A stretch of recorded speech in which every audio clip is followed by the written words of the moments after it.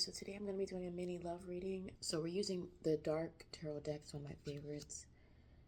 And so we have one card here is going to be, what do they think of you? 2, why am I drawn to them? And 3, the outcome of a relationship. I am the Lily Star and I am here to help, and let's get started. Number 1, I have drawn this card. If you need to screenshot it, you can. Oh, I just love this imagery. This is number 1. Oh my God, I did it again. Drew the first, with the Falnama deck, I drew the number 1 card as my first card as I was doing it. I did shuffle the deck. Ace of Wands. You can't make this stuff up.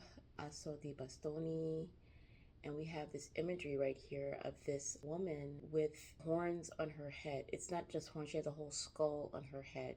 And what I mean by, again, is in the Falnama deck, I drew 1, and so obviously it's a different deck, but I drew the first card, the number 1 card. That was time in that one. This is the Ace of Wands in this one. This is the dark, I'm using the Dark Tarot deck, and this is the imagery. This is, wow, this is great. This is a woman with blood coming out of her mouth. She's eaten something, maybe, and she has a whole skull in her head. I don't even know what creature this is. It has horns like a ram and really long canines. Maybe, I don't know what it is, a dragon. This looks like one of these things. It's a skeleton. And it looks like one of these things, these creatures that I've heard about, these tiny little creatures. They say it might be aliens or some kind of creature that was on the earth before, or little dragons or something. She's wearing it like a pendant or something. The arms are stretched out over her chest. And a beautiful girl with light coming down from her head, from the heavens down, a light beam coming down. And she's got all these skulls around her with blonde hair, and she does have blue eyes. Wow, that's very enigmatic. All right, people, we cannot make this up. For position 1, what they think of you, the universe is screaming at us. The number 1 has chased us into the reading. I pulled the Ace of Wands from the dark deck, and the imagery is intense. There is a beautiful woman with light pouring from the heavens into her crown, but blood is escaping from her lips, and she's crowned by this horned creature. And so what does this mean for the person you are inquiring about? They view you as an absolute force of nature. They just don't think you're attractive. They are intimidated by the sheer potency of your energy. So neurologically, you fire off circuits in their brain that trigger their deepest, most primal instincts.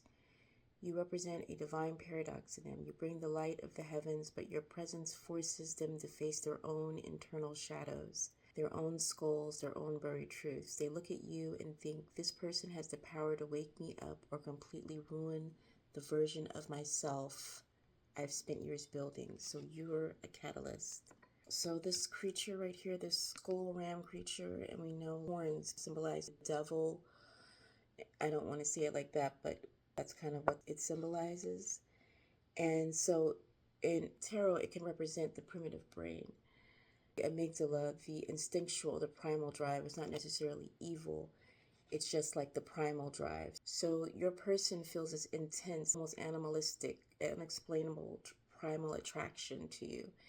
And also this creature right here that I've seen so many times before, like in those ancient aliens movies. I'm sorry, documentaries. I'm sure they're real, right? Documentaries. And it's connected to the Agni, or the god of fire, or the solar plexus, if you turn and think of it as chakra. So this is raw, unadulterated willpower and sexual creative energy. And it signifies more of ancient cellular recognition, more so than the brain power that we use these days. So it's not just a casual crush, it's a catalyst. In the 2 position, wow, I may have to censor that a little bit for YouTube, but we have the 8 of Pentacles right here. So we have 2 figures here. We have the, well, no, that's a pillar. I thought it was a figure at first. And then there's this serpent, that's a fierce serpent that's kind of snaked around this pillar, and on the pillar is the 1, 2, 3, 4, 5. So that's the pentagram star insignia on it. And kneeling by the side is this lady with her back toward us, and her bum is out. That's why I had to say I might have to censor it. And she's turned, you can see her profile. She's got her left arm lifted up to the pillar, her right arm down, touching the snake. and they're on this precipice with lightning coming out from the skies with this red sky. They're on a cliff. Wow, that's really unsettling. Bad girl energy. I like it. This card did come out reversed, and it is the Eight of Pentacles. We have this exposed from posture on a precipice.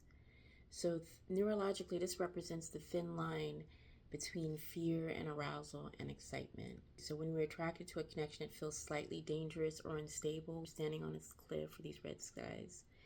Our brains flood with dopamine and neuroepinephrine. So you're drawn because this mimics a thrill. Now the back turn, this is the ultimate symbol of the shadow self. So the figure, this girl is looking back over her shoulder, exposing what is normally hidden. So you're drawn to this connection because it's a safe space to unlock your inner bad girl or bad boy. So this is untamed, unapologetic, and fiercely independent. Now this serpent we have snaking around the pillar, this is pure Kundalini energy, if you're familiar with the Kundalini energy, and its absolute baseline. So this is like the Primal Shakti, if we're going to go deeper into the Indian mysticism, and coiled around the spine. And so the fact that the right hand is touching the serpent shows that the collective is trying to master or touch your own dormant energy. So this is a massive spiritual test of desire and boundaries. And then we have this 5-pointed star, the pentagram. So 5 represents change always. 5, even though this is the 8, but in this situation represents disruption and the human experience, like the 5 senses. And so this connection isn't exactly smooth. The connection that you're drawn to isn't smooth.